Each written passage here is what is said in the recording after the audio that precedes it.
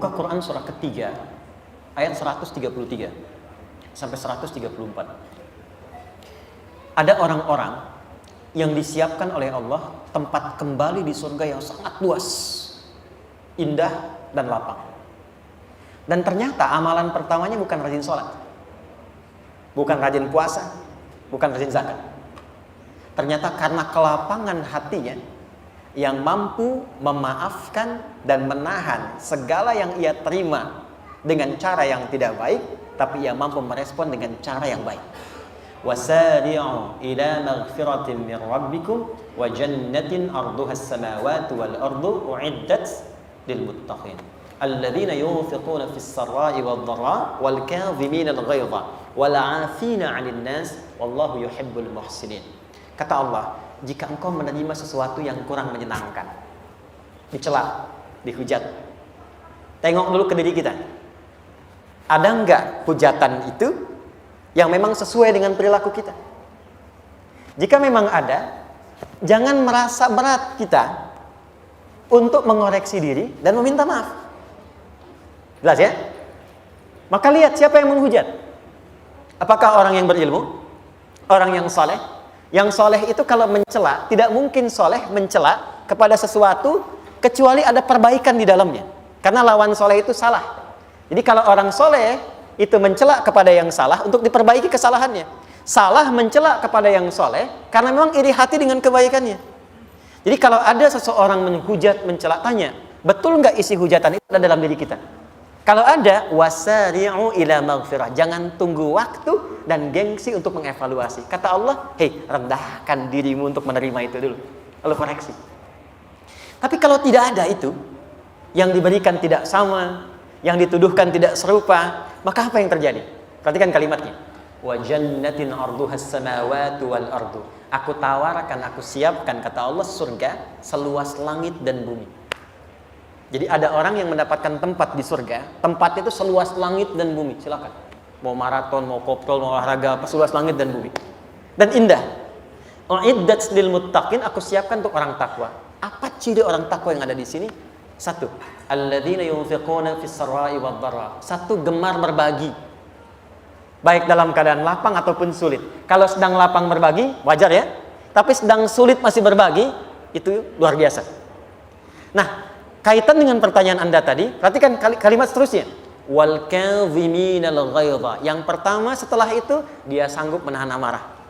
Maka kalau ada yang mencela, menghujat dan isi celaannya nggak sesuai dengan keadaan kita, jangan marah dulu kata Allah. Tahan dulu. Ya. Mungkin dia itu mencela, boleh jadi dengan maksud tertentu yang belum bisa kita baca. Mungkin ada keperluan yang belum terpenuhi, dia mencela.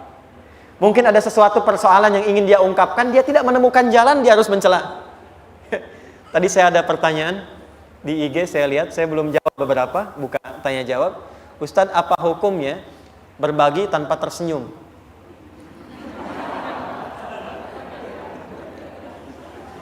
Hukum yang pertama, kita husnudzon dulu. Karena dalam keadaan tidak tersenyum pun, dia masih bisa berbagi. Ada orang yang udah nggak bisa senyum, nggak bisa bagi gitu kan. Yang kedua, boleh jadi dia memang sedang punya persoalan yang sedang dia pikirkan, sehingga koneksinya tidak nyambung dengan kegiatan yang sedang dia lakukan. Dia berpikir di dimensi lain, tapi mengerjakan perbuatan di masa kini, sehingga dia menyampaikan sesuatu, pikirannya di tempat lain. Yang paling ideal memang kan tersenyum gitu kan, ya. Dan bahkan tersenyum tidak memberi lebih bagus daripada memberi tapi tidak dengan cara yang baik. Tapi kalau dipotong sampai ini kalimatnya kan jadi salah, karena kita tidak tahu apa yang sedang dirasakan orang itu ketika dia sedang memberikan satu respon tertentu. Maka yang pertama dilakukan, jangan buru-buru untuk menyimpulkan, jangan menghukumi dulu. Ya, saya nggak seperti yang kamu sebutkan, loh, gitu kan? Ya kalau tidak seperti dan tidak merasa, kenapa harus membalas, gitu kan? Tahan dulu kata Allah. Selanjutnya, wala'afina 'anin nas, maafkan dulu. Boleh jadi dia berbuat karena motivasi yang belum kita ketahui. Setelah itu, kalau dianggap penting untuk diklarifikasi, tanyakan. Saya minta maaf kalau memang, nah ini masuknya harus seperti itu. Jadi ada orang-orang, mohon maaf, yang memang tidak menerima klarifikasi, maunya kita salah. Ya. Yang hebat kan seperti istri ya. Istri ya. Istri itu ada salah satu prinsip yang sangat luar biasa. istri itu tidak pernah menginginkan suami salah, tapi menginginkan suami harus merasakan bahwa istri memang benar.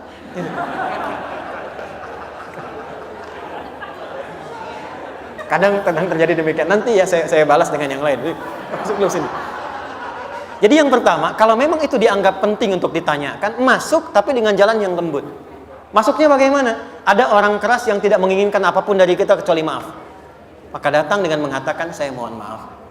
Kalau selama ini memang ada tindakan, sesuatu yang kurang tepat, kurang baik, saya tidak akan mencari argumentasi untuk membela. Tolong maafkan saya. Dan mohon izin dari apa yang tadi kamu sebutkan, kira-kira bisa ditunjukkan supaya saya bisa koreksi. Biasanya kalau sudah seperti itu ada dua tingkat. Kalau orang masih kekeh, di situ dia akan mulai menurun. Ya sudah nggak apa-apa, aku maafkan. Tapi di belakang dia berpikir. Dan itu sudah menurunkan tensi untuk memperbaiki diri. Tapi kalau dia ingin berubah menjadi baik, maka dia akan menerangkan dengan sesungguhnya. Saya juga minta maaf. Sebetulnya saya nggak suka kamu kemarin begini. Ya udah, saya katakan aja begini dan begini. Maka didapatkanlah jalan tengah untuk itu semua, tapi ambil tawaran Allah, karena tawaran manusia belum tentu memenuhi apa yang kita harapkan.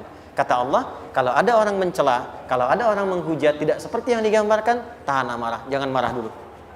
Kedua, maafkan, lapangkan hati. Kalau dipandang patut diklarifikasi, datang, turunkan diri kita. Kalau perlu minta maaf, minta bimbingan, minta petunjuknya, dan tunjukkan di balik yang disoal itu supaya diperbaiki. Kalau dengan cara itu belum mampu juga kemudian merubah dia lebih baik, maka tinggalkan perdebatan. Orang yang meninggalkan perdebatan saat ia dalam posisi benar, kata Nabi, akan dibangunkan untuknya istana di pinggiran surga. Kok di pinggir ya Rasul? Ya masih untung dikasih istana di surga juga kan? Ya, dan itu bagian terindah yang bisa kita dapatkan. Saya kira jelas ya. Baik, yang terakhir, qala Nabi sallallahu alaihi wasallam, hadis Muslim, riwayat sahabat Abu Hurairah.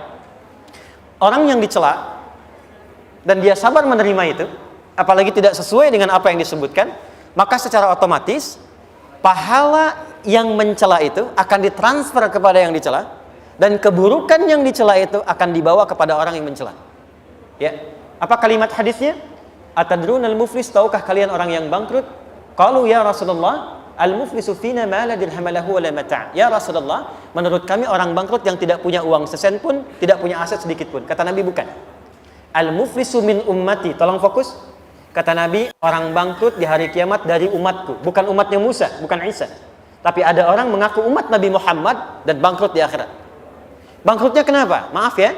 Ya'ti yaumal qiyamati bisolatin. Ternyata rajin salat tuh. Wasyamin, rajin. Awas, hati-hati, ini terjadi nih. Wa ya'ti qad syatama hadza. Cuman sayang, suka mencela orang lain. Jadi akan ditemukan orang kelihatan rajin salat, cuma senang mencela. Wa qadzafa hadza, menuduh.